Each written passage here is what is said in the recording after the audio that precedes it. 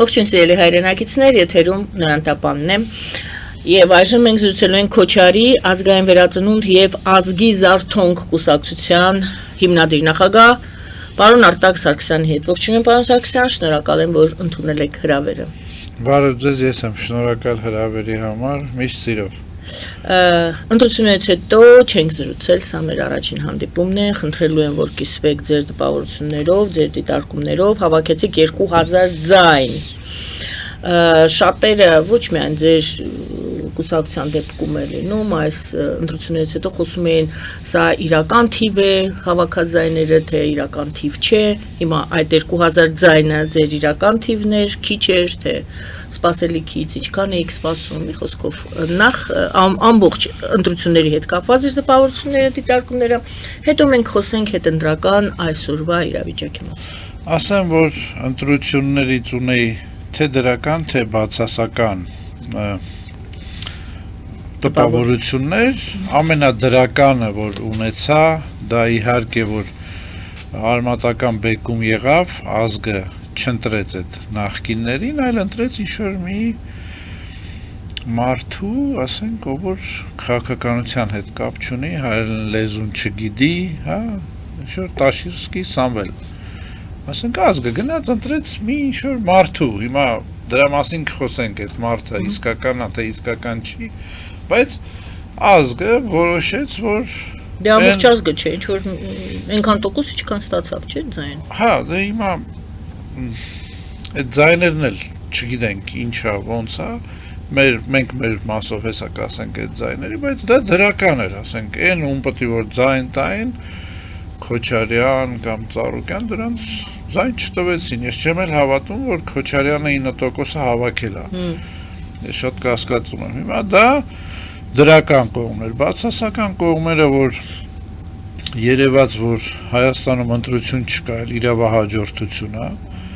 այսինքն այդ սենց շարունակում է, էլի որոշել են, որ պետք է սա լինի, մյուս դրական կողմը, որ այդ թվերը անենց նկարվեց, որ էլի աշխարհի դիմաց բալանս պահվի, այսինքն եթե այս կողմից սեղմեն, ասեն ախր մենք մեծամասնություն չենք, մենք չենք կարող այդ որոշումները, որով ժամանակավոր Հայաստանի շահերից է բխելու, միշտ եղել է, չէ՞, սրանից առաջ, երբ որ ինչ-որ որոշումները պետք եղել կայացնել, ժողովուրդ են փողոց հանել, որ աշխարհի ուզեցել են ցույց տան, որ ժողովուրդը դեմ է, մենք էլ չենք ուզում։ Հա, այդ նույն բանը հիմա էլի այդ սցենարը ստեղծվեց, նկարվեց այնց, որ Փաշինյանը մեծամասնություն չի, որ դե լրիվ ասում եք նկարվեց, ստացվում է ընդհանրապես։ Հիմա ես մեր հարցով ասեմ, մենք խումբ ունենք, կուսակցականների խումբ,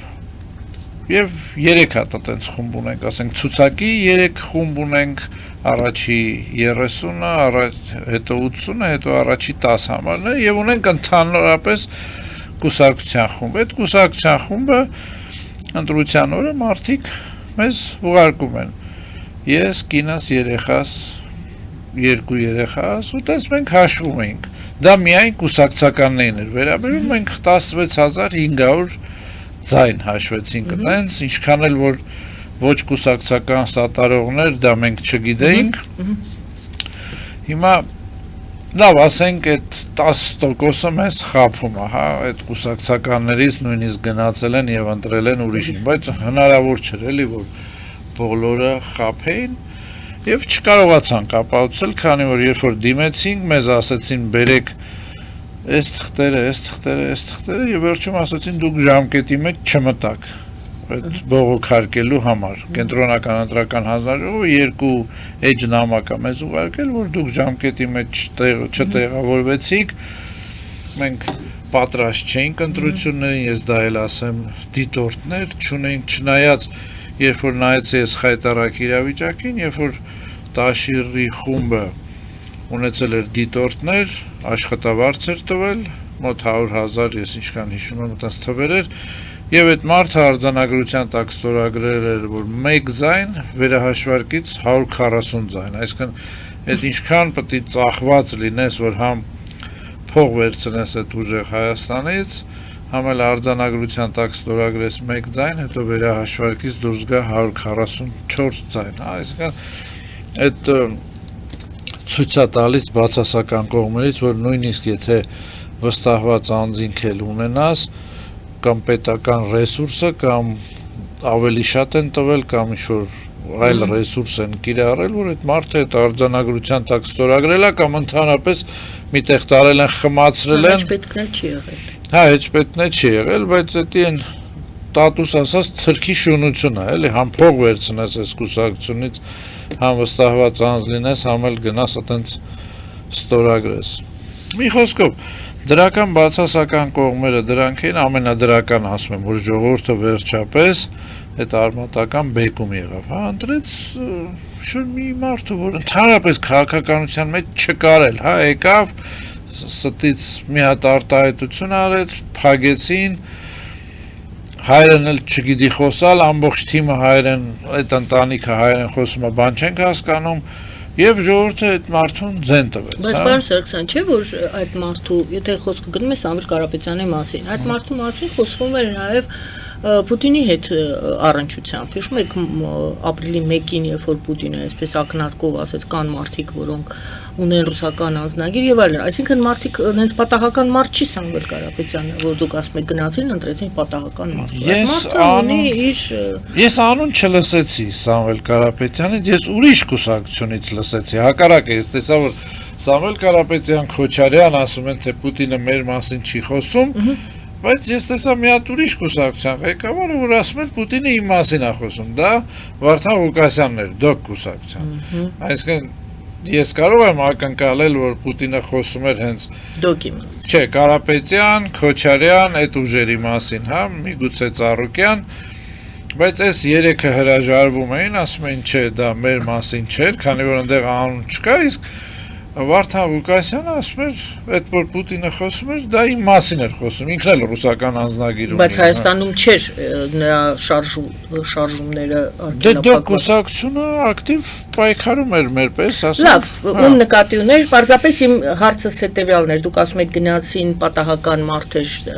Սամվել Կարապետյանը, ես ուզեցի ճշտեմ, արդյոք պատահական մարդու են տվել ձայն, ինչպես դուք եք ասում։ Տեսեք, Թե կապվածություն կար, այնուամենայնիվ Ռուսաստանի Պուտինի ցանկության, Պուտինի հորդորի հետ, որ իմ մարդկանց լավ նայեք։ Տեսեք, իմ համար ուժեղ Հայաստան, թե Նիկոլ Փաշինյան, հա, ԿՊ դրանք նույն ուժերն են, իմ համար տարբերություն չկա, բայց ժողովրդի մտածելակերպի մեջ այդ բեկումը, որ ասացի, էլի խաբվեց ժողովուրդը, ոնց որ միշտ խաբվեց, հա, մանավանդ այս մանդատների պահով, այս սերիալը, որ սկսվեց, վերցնենք, չվերցնենք, իհարկե վերցնելու էին, բոլորս էլ գիտեինք, ու էլի այդ նույն սցենարը հիմա գնալու է, իրանք մանդատներով պաշտպանված, ժողովրդին փողոց են հանելու,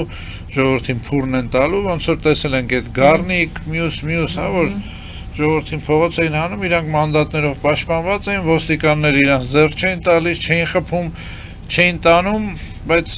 ինչքան հայրենասեր տղա կա, բոլորին տարան փագեցին։ Հիմա դա չի հարցը, բայց ժողովրդի մտածելակերպի մեջ, որ Քոչարյան էլ ձեն չտանք, այսինքն այդ նույն ձայները կարող լիներ մեր կուսակցություն, եթե մենք լավ պատրաստված լինենք, ու ժողովուրդը այլընտրանքի գնաց, երբ խաբվեց, այս անգամ էլ խաբվեց, այդ այլընտրանքը չկար, իրանց այտենց ներկայացրեցին, ռեկլամ արեցին, մարքեթինգ արեցին, մեկը մյուսին պահ տալով, հա, ԿՊ-ն Սամվելին, որտեղ իրանց ամենաձեռնտու ընդդիմությունները այդ էր Քոչարյան, Սամվել Կարապետյան, այդ փողբաժաներն էլ էր մարքեթինգ, որ մարդիկ դա էլ բացականներից մի մասը, որ էլի ժողովրդի որոշ մաս փողի համար ձայն ծախեց, հա, այդ տասովշիկներին ձերբակալելն էլ էր մարքեթինգ, որ այսինքն այդ լրիվ տասովշիկներին ում ձերբակալել են, լրիվ են ժողովրդի լեզվով ասած պանյատյաներով մարդիկ էին, չեն ծախում փողը որտեղից է գալի, լավ բռնել եք մի հատ տասովշիկ, փող չունի ու փողա բաժան, այդ չեք կարող գտնեք փողի աղբյուրը ոնց է հասե, թե են դեղ ծախողների զակլատչիկների պես բերե փողը գցել են միտեղ, ինքն է գնացել եկա էլա, լավ ասենք 2-3-10 հոգին թող լինեին չծախողներ, բայց այդեն չէ լի, որ սաղ չէին ծախելու, չեիք գտնելու փողի աղբյուրը ու չեիք ձերբակալելու հիմնականներին։ Նպատակը այդպես պարզ չգործելու։ Դե նպատակը հենց այդ պետությունը, որ ռեկլամ էր անում, որ փող են բաժանում, որ այդ խումբն էլ, որը որ փողի համար է, վազեն Սամվել են մոտ, հա։ Մեկը մյուսին ռեկլամ արեց, մեկը մյուսին պաս տվեց եւ վերջում էլ նկարվեց, ասում եմ, այնց որ որոշ ժամանակ Հայաստանի շահերին ձեռը տալու, հա։ Դե դա որ այս կողմից ճնշեն, թե պետք է սենց որոշում կայացնես, ասեն, ախր մենք մեծամասնություն չենք, եթե այն կողմից ճնշում բան անեն, էլի նույն։ Մի խոսքով ժամանակավոր ինչ որ Հայաստանի շահին նպաստող նկարվել է։ Եվ դուք ավելորդ կլնեիք ձեզ նման կուսակցությունները խորհրդարանում, հա։ Խանգարեիք ընդհանուր այդ գծին, այդ դրամաբանությանը։ Իհարկե, մենք արդեն երբ որ մտանք պայքարի մեջ, արդեն այդ քարտերը խառնել էինք եւ նրանք մտածում էին, ամեն խոչընդոտ ստեղծում էին, հաշիվները չբացելը ամենամեծ խոչընդոտն էր, բայց քանի որ մասսայական հանրային ձևով ես ասացի թողեք, ուրեմն իմ անձնական հաշվից վճարեմ, էլի կարտերը խառնով, այսքան ֆիքսվել էր եւ կոռուպցիայի կանխարգելումը ինձ նամակ տվեց, որ ես կարամ մի հատ հանցանք կատարեմ, հա, կամ հանցանք չէ, խախտում։ Նամակում գրեց դուք կարող եք վճարել ձեր անձնական հաշվից, մենք դա կոռուպցիա չենք համարում, բայց դա կոռուպցիա է։ Բայց նամակում ունեմ, եթե ինձ կանչեն, ասեն դա ինչ է, ասել եմ հեսա դուք եք ինձ թույլ տվել։ Այսինքն չէր մտնում դա պլանների մեջ, բոլորի պլանը այն էր, որ պետք է կամ չմասնակցենք, կամ մենք դիմելու էինք դատարան, որ հետաձգվեր քարոզ արշավը եւ օրենքով դա պետք է հետաձգվեր, երևի դա ամենալավ տարբերակը կլներ հետաձգվելու, քանի որ առողջ քաղաքական դաշտը չկար, ատելության խոսքը կար շատ մեծ էր, հա, որ կձևավորվեր ինչ-որ առողջ քաղաքական դաշտ, ժողովուրդը։ Ինչքան ժամանակ է պետք, որ ձեր ասած առողջ քաղաքական դաշտը ձևավորվի։ Դա ինչ բան է, առողջ օրինակ հիմա ձեզ կլսեն մյուս քաղաքական կուսակցությունները, էլի չթվարկեն, բոլորս արդեն բոլորին գիտեն, դրանք կասեն մենք առողջ քաղաքական դաշտ ենք, քաղաքական ուժ ենք, ինչու եք ասում կձևավորվի քաղաքական։ Հիմա բացատրեմ։ Առողջ քաղաքական։ Հիմա բացատրեմ։ 5 տարի Քոչարյանը մանդատ վերցրեց, գնացին մեր հաշվին աշխատավարձ պարգևավճար ստացան, դրա համար հիմա նրանք ձայն չհավաքեցին ու նկարվել է, ես 99%, 100%-ից ավել գիտեմ, որ նրանք չեն անցել այդ 8%-անոց շեմը չեն անցել։ Հիմա գանք են մյուս հարցին, որ քարոզ արշավի ժամանակ մի ամսում բոլոր այդ ուժերը տղամարդ են, հա։ Ինչ էին ասում, եթե մեր ձայները գողանան, մենք հեղափոխություն ենք անելու։ Սահմանադրական դատարան կամ ԿՀ ինչի համար էին դիմել էին, բողոքարկել էին, որ մեր ձայները գողացել են, ճիշտ է։ Գնացին, սկզբից ԿՀ բողոքարկեցին, հետո գնացին սահմանադրական դատարան, նույն բանը, որ մեր ձայները գողացվել է եւ ոչ մի հեղափոխություն չարեցին։ Այսինքն այդ մի ամսվա մեջ որ տղամարդ են դառնում այդ կառավարվող կամ կեղծ ընդդիմությունները, հա, որ համբալ ջարդելու եմ, այս մյուս կողմն սատկացնելու եմ, կզացնելու եմ, մի ամիս հետո չկա, էլի գնում են մանդատները, վերցնում են էլի մեր հաշվին աշխատավարձ, պարգևավճար։ Հիմա դրա համար մենք ասում ենք, որ դա առողջ քաղաքական դաշտ չէ, այդ ատելության խոսքով մանիպուլյացիաները, մենք էլ ասենք համարյա Կովկասյան ռեգիոն ենք, մեր մոտ անձի պաշտամունք կա, անձի հետևից գնալ կա, տղամարդ պետքա լինի, հա, այդ քաղաքական գործիչը, էլի մի որոշ մասա դրան մինչև հիմա խափնում է, բայց գաղափարների պայքար չկար, մենք որ ասում էինք առողջ քաղաքական դաշտ, հենց այդ գաղափարների պայքարից էինք խոսում, որ ոչ թե ժողովուրդը գնա այդ անձի հետևից, արա տեսար ինչ ասեց, տեսար ոնց ասեց, տեսար ոնց հակազծնելու, այս մեկն էլ տեսար հեղափոխություն անելու, այդ լրիվ կվերանար, քանի որ կամաց-կամաց ժողովուրդը հասկանալու էր, որ այդ համակարգային փոփոխություն չի, դա նույն փոցխի վրա կանգներն է, էլի գնալու ենք ընտրենք սրան, էլի սրանք մանդատները վերցնելու են, էլի գնալու են, էլի նստելու են։ Հիմա 5 տարի մենք դա ենք տեսնելու։ Եթե 5 տարի ձգվեց, այո, մենք դա ենք տեսնելու։ Մենք հենց դա էլ տեսնելու ենք, գնալու են խորհրդարան, այնտեղ սցենաներ, հիստերիաներ, ժողովրդին էլի փողոց, իրանք էլի եմ ասում մանդատով պաշտպանված, ժողովրդին այդ շղթան ոնց կարելի է քանդել կամ գուցե շատ էլ լավ է դուք ասում եք Հայաստանի շահից գուցե հենց այդ մանիպուլյացիաները շատ շահեկան են Հայաստանի համար ժամանակավոր շահեկան են, հա, բայց այդ դրսի ուժերն էլ են փոխվում, այն առաջվա բանաձևերը չի աշխատում, մենակ լավ տղա, որ դու լավ տղա ես, հա, դա չի աշխատում, ոչ Տրամպի մոտ արդեն դեղ ասում են լավ տղայի հարց չկա, պետքա կողմ ընտրես կամ քայլ անես, հասկանում եք, այն մի կողմից ֆինանսները կարան փագեն, այն մյուս կողմից ուրիշ բանը կարան փագեն, Պարսկաստանի հարց, մի խոսքով շատ վատ իրավիճակ է, թե միջազգային Հայաստանի համար, թե այս ներքին, ես կասեի, որ կա մի փոքր էլ, ասենք, լավ զգացում, որ մենք չընկանք այդ ժողովրդի լեզվով ասած ժողովրդի դրբի տակ, պատրաստ չենք, այդ շեմը չանցանք, որովհետև անկեղծ ասեմ,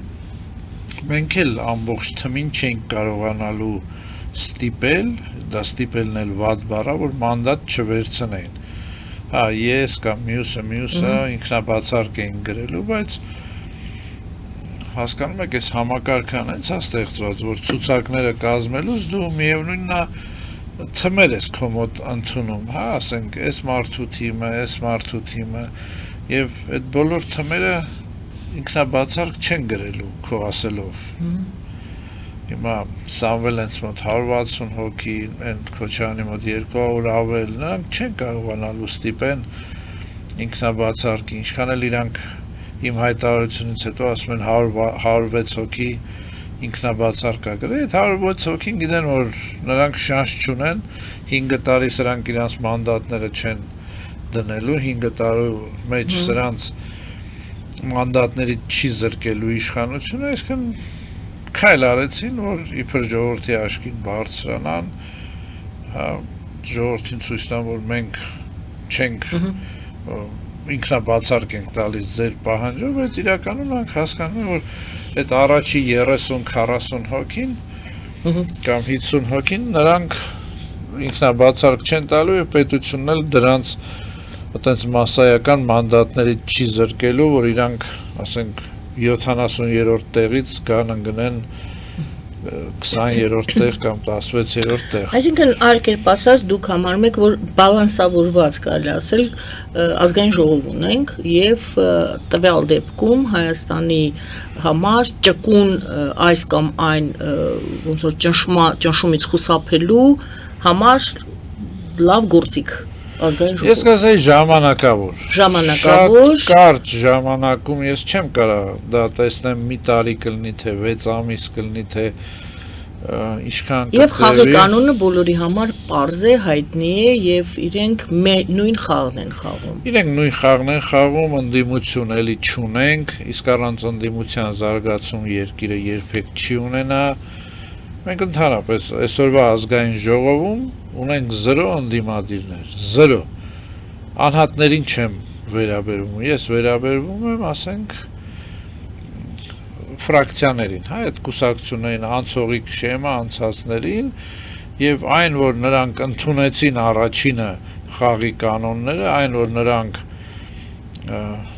տեսեք, իմ անձնական փորձը էլ եմ ասում, եթե ընտրությունների հաջորդ օրը փողոցում մարդ չկա, ուրեմն գնացքը գնացել է։ Այսինքն այն նրանք, որ ասում էին հեսա տեսնենք ինչա լինում մեր բողոքել, այսինքն ինչ դուք գնում եք սահմանադրական դատարան կամ գնում եք ԿՀՀ բողոքելու ու մեզ էլ խափում եք, թե չէ, պետքա տեսեք, նրանք խափեբաներ դուրս եկան բոլորը։ Չասեմ դավաճան, չնայած դրան էլ է հասնելու, հա, ոչ թե այո, նրանք դավաճանեցին իրենց ընտրողներին, հիմա դավաճան որպես քրեական օրենսգիրքի հոդված չասեմ, բայց Նիկոլը ստիպելու է, որ դրանք դառնան։ Եվ ժողովուրդը հասկացել է, բայց այս կուսակցությունները չեն հասկանում, որ եթե իշխանությունը դավաճան է, հենց այդ կուսակցությունները, որ գտնվում են ազգային ժողովում, նրանք դրա մասն են, նրանք նույն պատասխանատվությունը պետք է կրեն ազգի առաջ։ Ինչ ասում են, մենք ընդդիմադիր ենք, մենք համաձայն չենք լինելու։ Անեիկ Լուկաշը բանի են, Ուկրաինայի են տարբերակը, ոնց են Կոսով տիկնոջ անունը Տիմոշենկոն դրոշակով փագել էր ամբողջ ազգային ժողովը մի հոգի էլ հերթապահ էր դրել, որ իրենց ֆրակցիայից ոչ ոք չգա, չբա տենց արեք։ Բա ինչի եք գնում նստում այնտեղ։ Տիմոշենկոն ասեց մենք ասում են մենք գնում ենք վերցնում ենք մանդատները, չէ՞, Նարեկ Կարապետյանն ասեց, վերցնում ենք մանդատները, որպեսզի կոճակ սխմող լինի ներսում։ Այդ կոճակը սխմելու Կոճակ, այսինքն նկատի ունեն Փաշինյանի դեմ երևի թե որտեղ պայքարը։ Քո դեմը հարց չի լուծում, իրանք մեծամասնություն են։ Այդ կոճակ սխմելու իմաստը ի՞նչ է։ 5 տարի Քոչարյանեն կոճակ սխմեցին։ Օգուտը որն ասենք, եթե մեծամասնությունն անցնում է։ Ասում եմ Տիմոշենկոն, տեսեք, դրոշակով փագեց, այդ իրենց մի հատ հերթապահ էր այնտեղ պահում, որ հանգարց ինքն էլ վստահ չէր, որ իր ֆրակցիայի ծախվողներ չեն լինի, չէ՞։ Չգնան այնտեղ չքվեարկեն եւ մարդը այդպես արեց։ Բա արեք Տիմոշենկոյի պես արեք, մեծ դրոշակով փագեք ձեր աթոռները, մի հատ էլ հերթապահ այնտեղ կանգնացրեք, որ հանգարց մեկը գա ձեր ֆրակցիայից, զանգեն ասեն, էսի եկել է, կարգի հրավիրեք։ Բա արեք, բայց մեկ 5 տարի մեր հաշվին աշխատավարձ ստանաք, որ ինչ։ Հələ պարկը Փաշինյանն անց է փչացնելու սրանց։ Սրանք չեն պատկերացնում։ Ու այդ 8 կամ 10, որ իրանք ասում են, իրանց մոտից անցնելու է այն կողմ։ Երբ որ պետք կլինի Փաշինյանին, որ արդեն մեծամասնություն լինի, այդ 8-10-ը արդեն իրանց կողմից անցնելու է, բայց իրանք 8-10 չեն բերելու։ Ու Փաշինյանին էլ էս պահին պետք չի մեծամասնություն։ Հա, հիմա պետք չի։ Հենց պետք է, այո, հենց պետք է, ինչպես ասում են։ Հենց պետք է լինելու, լավ չեն ասի Փաշինյանի կողմն ենք ասեն անկախ падգամավոր ենք դարձել։ Ու այդ միջազգային պրակտիկայում հենց դա է։ Լավ, մենք տեսնում ենք, միջազգային հանրություններն են տեսնում, խաղացողներն էլ են տեսնում, ճիշտ է այդ խաղը, եթե դուք դա խաղ եք անվանում եւ այդպես եք նկարագրում իրավիճակը, նրանք էլ են տեսնում, որ ընտրված է կամ ազգային ժողով անցել են այն ուժերը, այն չափաբաժիններով, ներողություն այդպիսի բառ օգտագործելու համար մարդկանց դեպքում, որը հնարավորություն է տալիս ճկուն լուծումների, ճկուն խուսափելու, ճկուն ասելու ոչ կամ ճկուն ասելու այո։ Դե հիմա տեսեք, դրա համար ճկուն ազգային ժողով։ Դրա համար էլ գրանցվեց այս անգամ խախտումներ, հա, որ դա լինի ինչ-որ մահակ հենց այս իշխանության դեմ։ Երբ որ պետք լինի, հա։ Երբ որ պետք։ Այսինքն մենք ունենք նաև զենք, մեր դեմ զենք տվեցինք։ Հա։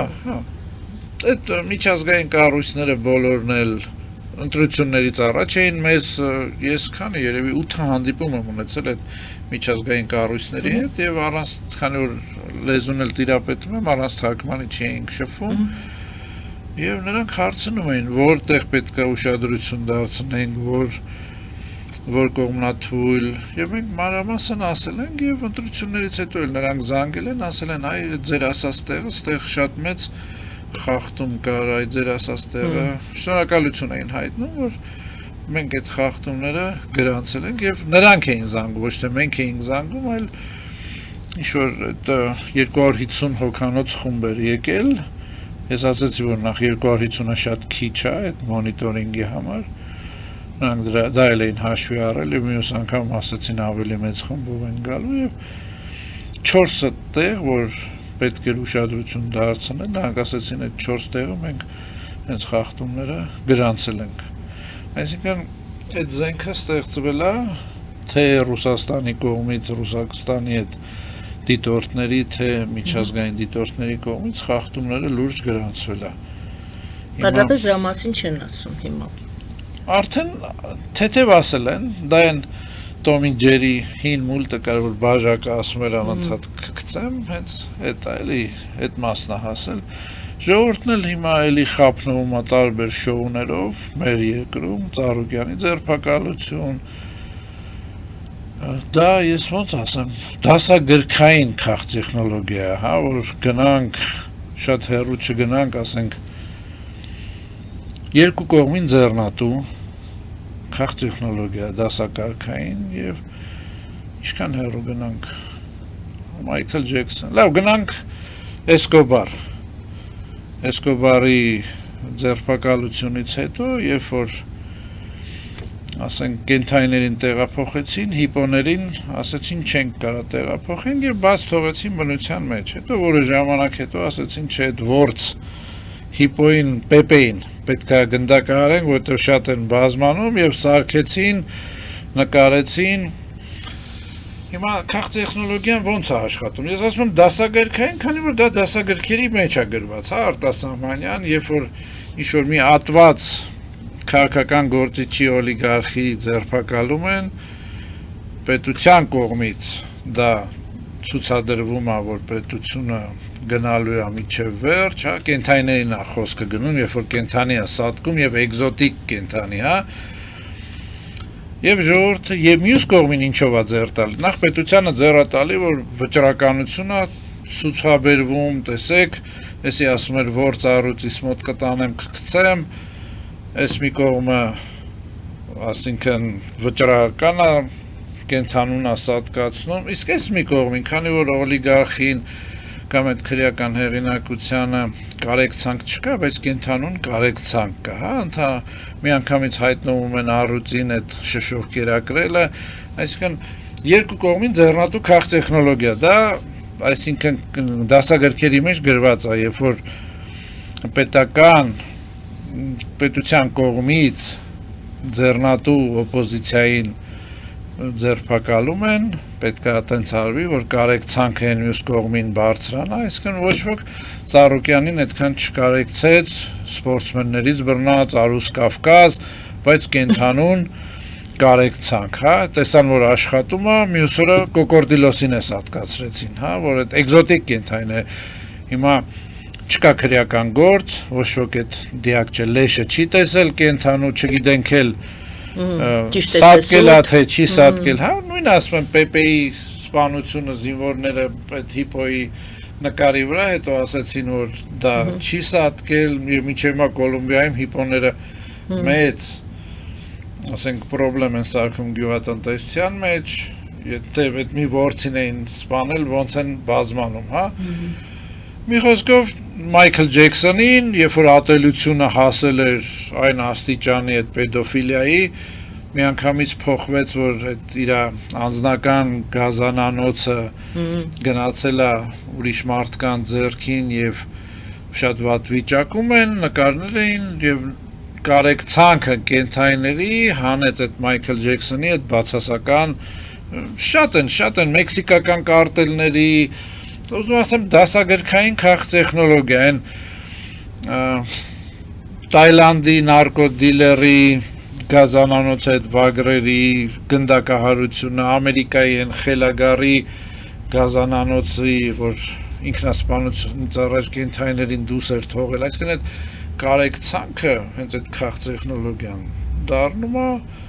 երկու կողմանի, հա, այս կողմից ախպեր ասել ես գործառույթից մոտ եմ գցելու, ես հեսա քեզ Հիմա Ծառուկյանի դեպքում ինչ գործարկվեց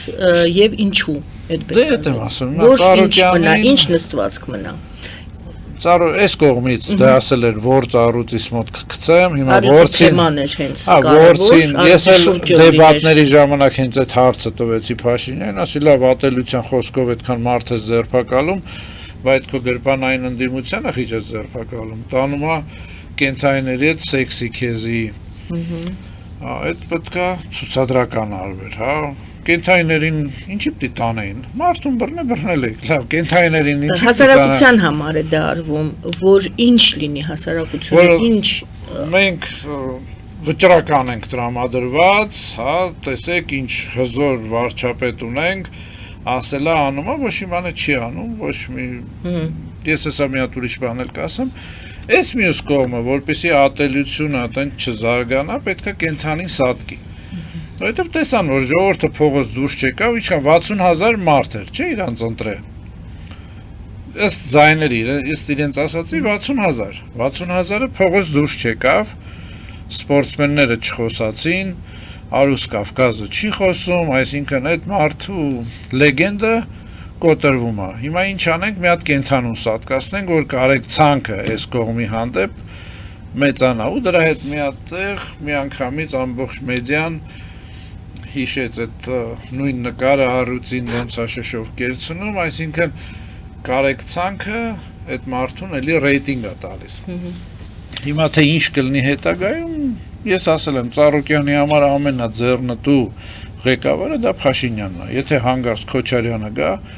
այն Փաշինյանի ասած ինքը բոմժ է դառնալու, էլի։ Ամենաձեռնտու ղեկավարը Ծառուկյանի համար դա Փաշինյանն է։ Լավ, այժմ գովաստ հայտարարենք եթերում, այնուհետև տեսնենք մեր միջազգային հարաբերությունները ինչպես են։ Ադրբեջանի նախագահն է հետաքրքիր հայտարարություններ սկսում անել,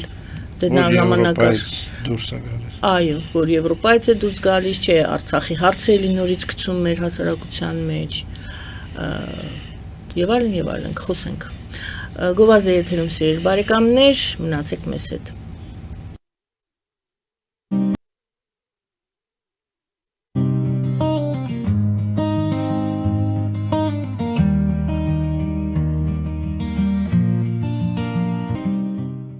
Ֆելիչե ժամանակակից ատամնաբուժական կլինիկա։ Այստեղ հարմարավետությունն ու խնամքն առաջնային են։ Այստեղ կիրառվում են ատամնաբուժական ամենաժամանակակից տեխնոլոգիաներ, ճշգրիտ ախտորոշում, արդյունավետ բուժում, նուրբ փորձառություն եւ անհատական մոտեցում։ Սկսած սովորական մանրուքներից մինչև առաջադեմ ընթացակարգեր, այստեղ դուք գտնվում եք բարձր որակավորում ունեցող եւ փորձառու ատամնաբուժական մասնագետների ձեռքերում։ Մեր բարեկամական եւ հյուրընկալ անձնակազմն այստեղ է յուրաքանչյուր այցը հաճելի դարձնելու համար։ Ֆելիչե,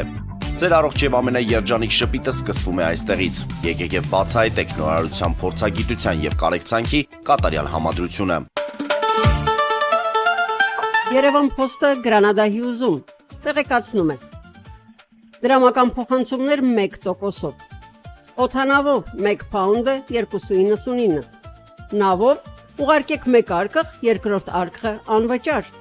Ավտոմեքենաների փոխադրում անհավատալի արժեքներով։ Ինչպես նաև կահույք եւ մեծ չափի բեռների փոխադրում։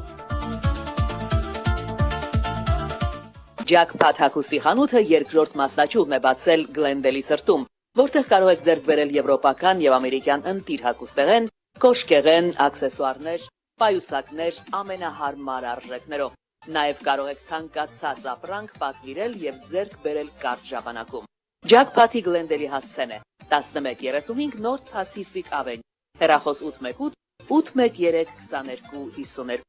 Jackpot հագուստի լավագույն կենտրոնը Գլենդելում։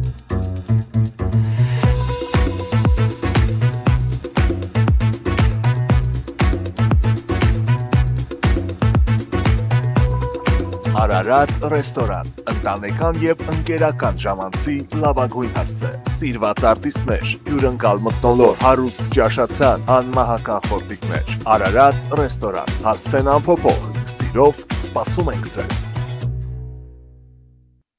Լավագույն պաղպաղակ, բնական, համեղ եւ մատչելի գներով պաղպաղակը կարող եք ձեռք բերել բոլոր հայկական խանութներում։ Պահանջեք հայկական պաղպաղակ, Թամարա պաղպաղակ։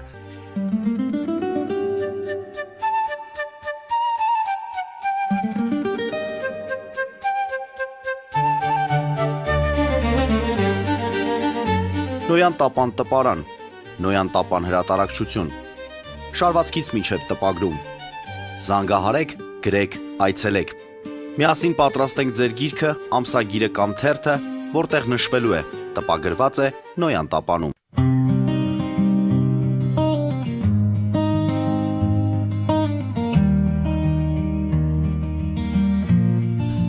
Սիրելի բարեկամներ, հիշեցնեմ, որ մենք զրուցում ենք պարոն Արտակ Սարգսյանի հետ, Քոչարի կուսակցության հիմնադիր նախագահ։ Եվ այսպես, պարոն Սարգսյան, տեսնենք Հայաստանի շուրջ ինչ է կատարվում, Միացյալ Նահանգներ Իրան հարաբերությունները կրկին սրվեցին, եւ բոլորը երբ որ խոսում են հայ ներողություն Միացյալ Նահանգներ Իրան սրված հարաբերությունների մասին, անմիջապես սկսում են նորից թրիփ նախագծի մասին խոսել, թե ինչպես կարող է Իրանը արձագանքել թրիփին։ Մյուս կողմից մենք գիտենք, որ թրիփ նախագծի շուրջ աշխատանքները շարունակվում են։ Եվ այսպես ԱՄՆ, Իրան եւ թրիփ։ Նախ տեսեք, ես ԱՄՆ, Իրան կոնֆլիկտ չեմ տեսնում, ես ասել եմ ձեր եթերներից մեկում, հիմնական պատճառները իհարկե Էփշտեյնն էին եւ նավթի կամ այդ բենզինի մոնոպոլիան եւ Տրամպը շատ լավ դա կատարում է, այսինքն փակում է Հորմուզը եւ Վենեսուելան վերցնում է իր ազդեցության տակ, այսինքն նավթ ծախողները լինելու են Ռուսաստանն ու Ամերիկայի Միացյալ Նահանգները եւ մոնոպոլիա են ստեղծելու։ Այսինքն ես չեմ հավատում այդ կոնֆլիկտին, որ Ամերիկան էլ չի կարողանում այդ հարցը լուծել կամ Հորմուզը բացել, իհարկե կարող է, բայց ձեռ չի տալիս եւ այդ կողքի բարեկամ պետություններին իհարկե նա չպետք է հարվածեր, պետք է հարվածեր Իրանը, այսինքն Սաուդիա, Քուվեյթ, Էմիրեյթս, Օման, Բահրեյն, Կատար, հա, այդ երկրներին պետք ամերիկան հույնք չէր հարվածելու, պետք է ինչ-որ մի հորինված թշնամի պետություն հարվածի եւ այդտեղ Սադամը չկար, իհարկե ամենալավը Իրանն էր։ Ես տեսնում եմ, որ Ամերիկան այստեղ տնտեսական մեծ հաղթանակ է տանելու եւ հետագայում է, եթե Սուեզն էլ փակի, արդեն աշխարհը ընդհանրապես երբ ուզենա անգնելու է ոչ միայն նավթային, այլ տնտեսական ճգնաժամի մեջ։ Նավթային ճգնաժամը ահռելի է արդեն Հնդկաստան, Շրի Լանկա, ծեծ կրտոց, բենզակալոն կեքում կուպոններով։ Մի խոսքով ես չեմ տեսնում, որ Ամերիկան պարտվում է եւ երբեք չեմ տեսել, ասենք, որ պատերազմի նախագծող ճարտարապետը կոնֆլիկտում պարտվի։ Ես տեսնում եմ, որ նրանք շահում են, Տրամպը շատ խելոք քայլ է անում, ահռելի խելոք քայլ է Ամերիկայի Միացյալ Նահանգներին շահերից բխելով, ինչքան էլ որ ասեն, որ այս ներքին հիմա միջանկյալ ընտրություններին Տրամպի ռեյտինգը ընկնում է, ես չեմ գտնում, ես գտնում եմ, որ իրոք նա շատ խելացի քայլ է անում։ Ինչ վերաբերում է Հայաստանին, այդ տրիպին ինձ քննադատել են, երբ որ ես ասել եմ, որ Տրամպը իրոք մեզ փրկություն է առաջարկել այն բանով, որ Հայաստանում ինչ էլ արտադրես մենք կախված ենք այդ ասեղի ծակից, հա, այդ լարսից։ Եվ հիմա ցույց է տալիս, որ Ռուսաստանը այդ փակելով հարցերը լուծում, ալիքներով է փակում, հիմա ձկնաբուծարանները ես ձկնաբուծարանում էի, ջրերը համարյա բոլորը դատարկել են, այդ ձկնաբուծարանները շատ ողբերգալի վիճակների մեջ են Հայաստանում եւ ծաղիկ, ձկնաբույծ, այսինքն ինչ էլ արտադրես, Տրամպը հասկացնում էր, որ դուք այդ ասեղի ծակից եք կախված, ու այդ ասեղի ծակն էլ այսօր պամիդորը կփագի հարց կլուծի, վաղը ձուկը կփագի, մյուս օրը ծաղիկը կփագի, եկեք, նա առաջարկում էր, եկեք IT ոլորտը դնենք, ձեր գյուղատնտեսությունը լավ է, բայց ասում էր չեք կարողանալու վաճառեք, եկեք այդ շրջաններում, որ զարգացած չի, IT ոլորտը զարգացնենք, IT ոլորտի համար ձեզի լարսը պետք չի, հասկանում եք, Nvidia-ն կամ մյուսը, եթե իրոք գալիս են, դա փրկություն է Հայաստանի շրջաններին։ Ես դրա համար ասում եմ, Տրամպը շատ հանճարեղ ծրագիր էր առաջարկում, ինչ շատ-շատերը քննադատում են, այս ինչ ես ասում, եւ տրիպն էլ որպես փաթեթ մեզ ասել է ձեռնտու է, որպես միայն տրիպ հենց այդպես, նա մեզ շուտ հակառակ էֆեկտ ունեցող բան է, բայց դա տնտեսական տեսանկյունից եք դիտարկում, բայց տրիպի մասին երբ որ խոսում են, քաղաքական ասպեկտն են հաշվի առնում։ Ամբողջ քաղաքականությունը հենց տնտեսական կողմը, չկա քաղաքականություն առանց տնտեսության, չկա պատերազմ առանց տնտեսության, այն կինոների մեջ որ նայում եք պատերազմները, հենց տնտեսական են, բոլոր պատերազմները տնտեսական են։ Նույն Իրան հիմա տնտեսական է, մանավանդ Հորմուզի թեման է։ Իհարկե։ Ես ասում եմ, Ամերիկան ձևացնում է, թե Պարսկաստանում պարտվում է, չի կարողանում Հորմուզը բացել, քանի որ ձեռ է տալիս իրան։ Պանամայի ջրանցքը ոչ օֆիցիալ վերցրեցին, հայ $1 տրիլիոն ծախսած չինական կամ հոնկոնգյան ֆիրմային դատարանը որոշում կայացրեց հանեց եւ ինչ որ դանիական ֆիրմայի տվեցին, հա, որ այտենց նախադեպ չէր եղել, հա, $1 տրիլիոն էր ներդրված Պանամայի վրա։ Վերջ Ամերիկան այսքան բոլորը մնում է Սուեզն էլ փակի, ավիակիրները արդեն վաղուց ընդեղ կանգնած են, աշխարհը դնելու է տնտեսական մեծ ճգնաժամի մեջ։ Կար այսպիսի տեսակետ համեմատում էին, ճիշտ է, համեմատելի չէ չափերի տեսակետից, նշանակության տեսակետից, բայց տրամաբանորեն ասում են Հորմուզի նեղուցը այնտեղ, այստեղ Սյունիքի այդ միջանցքը։ Նույն կարևորությունը տնտեսական տեսանկյունից ունի Սյունիքի միջանցքը, այո թե ոչ։ Ես նայած որ երկրների համար, հա, ես չի ասի որ ասենք այդ աշխարհի խաղացողների համար Սյունիքի միջանցքը այդքան կարևոր է, բայց իհարկե ՆԱՏՕ-ի եւ Ամերիկայի Միացյալ Նահանգների համար շատ կարևոր է, որպեսզի անգիստ զորքը հասնի դեպի Միջին Ասիա։ Ահա, դա քաղաքական Այո, տեսանկյունից։ Թուրքիայի համար ես ասել եմ նրանց հիմնական նպատակը այդ 800 միլիոնի ծմրադեղերը Ադրբեջանից հասցնելը եւ հետո Եվրոպա տանելը, որը որ իրենց համար շատ մեծ 800 միլիարդ ես կասեի, հա, նրանք դա զարգացնելու են, այսինքն Աֆղանստանից այդ նոր նարկո տրաֆիկի ճանապարհ Թուրքիայի համար եւ Թուրքիան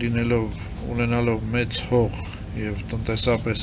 լինելով ոչ զարգացած, դա Թուրքիային շատ ձեռնտու է։ Ոչ բոլորի համար այդ միջանցքը ինչ-որ կարևորություն ունի, հաշվի առնելով որ ռելիեֆը եւ այդ անցունակությունը այդքան էլ կարևոր չի։ Միացյալ Նահանգների համար Միացյալ Նահանգների համար այո կարևոր է զորքի, զենք զինամթերքի ազատ ճամփորդելը դեպի Միջին Ասիա։ Հիմա դիտարկենք այն սկզբից, որ ասեցի, Իրանի տեսանկյունից։ Մենք անընդհատ 4 կողմը պատտվում ենք այս հարցի, այս արդեն ինչքան ժամանակ է օգոստոսից մինչև այս օգոստոս, երբ որ թրիփի նախագծի մասին խոսվեց, ինչպես է արձագանքում Իրանը իրականում, որովհետև Իրանը մի բան ասում է, երբեմն մտքում ուրիշ բան է լինում։ Իրանը դա սիոնիստական պետություն է, Ամերիկայի կողմից ստեղծված պետություն է։ Իրանը։ Իհարկե, հենց շահին նրանք բերեցին, շահին հանելուց հետո Խոմենին նրանք բերեցին եւ երբ որ շահը սպառնում էր խփելու, ասացին, եթե այդ ֆրանսիական ինքնաթիռը դու խփես, մենք ձեզ կվերացնենք, այսինքն Հիզբուլլա Համաս դրանք Իսրայելի կողմից ֆինանսավորվող կազմակերպություն են եւ համարել, որ Իրան կամ Ամերիկա դրանք թշնամի են եւ անելու են ինչ-որ քայլեր, ես դա չեմ տեսնում։ Մենք ունեցել ենք բազմաթիվ հարցաքննություններ Քենիայում տարբեր ագենտների եւ ֆինանսավորումը տեսել ենք որտեղից է, չենք հրապարակել, որովհետեւ դա Կենիային ընդհանրապես պետք չէր, բայց ամբողջ աշխարհն էլ գիտի, որ Հիզբուլլա եւ Համաս դա Իսրայելի կողմից ֆինանսավորվող կազմակերպություններ են եւ Պարսկաստանն էլ ամենասիոնիստական երկրներից մեկն է։ Պետք է Իսրայելին թշնամի, նրանք պահում են այդ թշնամուն։ Ամերիկային էլ է պետք է, այսինքն դա դավադրության տեսություն չի։ Ինչ վերաբերում է Հայաստանի վերաբերյալ ոնց կնայեն, չգիտենք ոնց կնայեն։ Տրիպի հանդեպ ոնց կնայեն, էլի չգիտենք։ Կասեն սուս մնացեք, սուս կմնան, կասեն սուս մի մնացեք, սուս չեն մնա։ Այդպես է գնահատում, հա։ Այո։ Իրանի վրա հույս դնել, որ ինչ որ Իրանը մեր բարեկամն է, ես այդքան չեմ հաշվում։ Բայց նաև թշնամի չի։ Դե հիմա Էմիրատին թշնամի է Իրանը, կամ Բահրենին, կամ Քատարին։ Բահրենի 98%-ը պարսիկ են, ոչ թե շիա։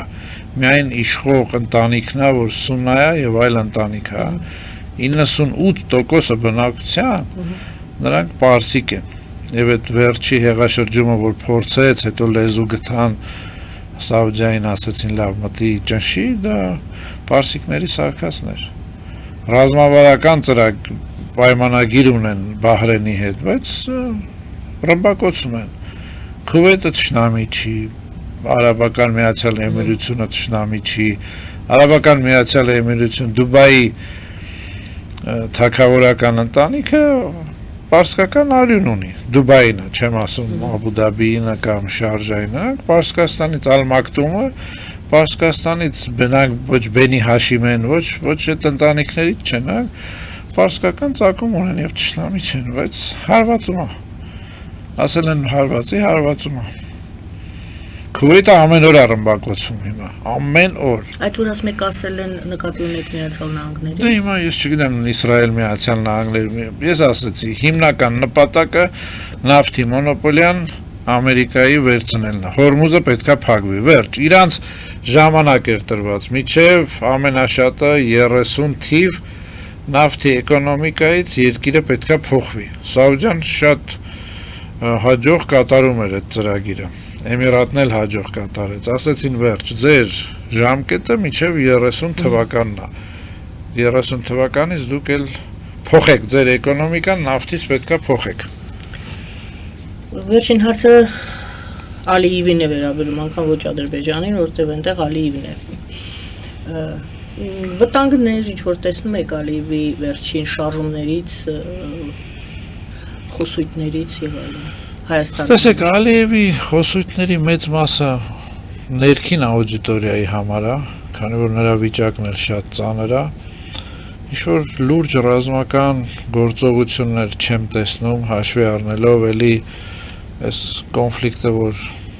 աճելու է, զարգանալու է Իսրայել-Թուրքիա, հա,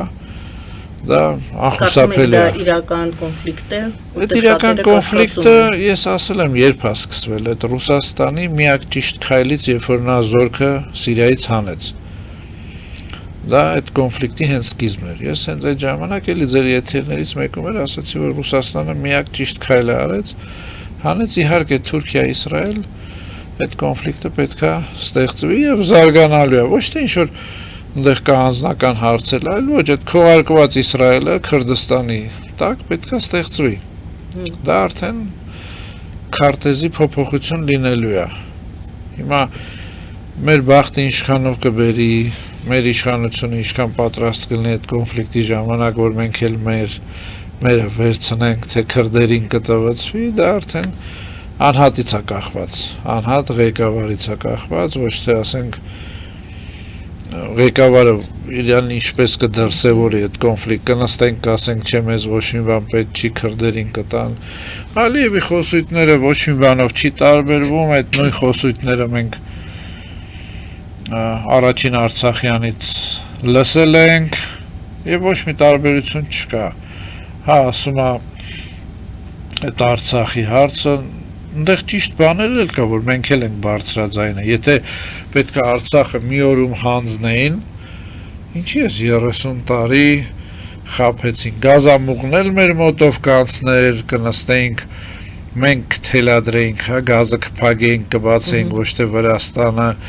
մեզ էլ ոսկուպես կպահեին, ոնց որ հրեաներին Պարսկաստանում են պահում կամ ոնց որ հրեաներին Ադրբեջանին են պահում, այսինքն մենք թշնամի երկրի մեջ երկու հատ հանրապետություն ունեինք։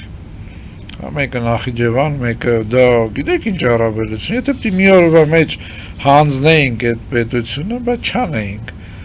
Ասում եմ, այդ գնայինք այդ 5 պլյուս քանիսա, հա, 5+2։ Հա, գնայինք այդ բանաձևով։ Հա, այդ գազամուղն էլ ավելի կարճ մեր մոտով կանցներ, մենք փող կաշխատեինք ու հարցեր կլուծեինք, ու մեզ էլ կպահեին, որ աշխարհին ցույց տային, որ հայերը սենց են ապրում, հա։ Հիմա Պարսկաստանում հրեաներին տենում եք ոնց են պահում։ Սա աշխարհին ցույց են տալիս, թե տեսեք հələ հրեա կամ Ադրբեջանում Երևի այդպես ամիս չկա, որ 2-3 ժուրնալիստ չգնա Ադրբեջան եւ չնկարի այդ հրեաների այդ ոնց են ապրում, ազատ մի խոսքով ես տարբերություն չեմ տեսնում, ասենք 90-ականների թե հիմա, նույն բանը ուղղակի Ալիևը վերահիշեցնում է, որ կարար սենց լիներ։ Որ մեր ներսում ինչ որ պարակտումներ էլի խորացնի, հա, որ հանկարծ չհանդարտվի ժողովուրդը։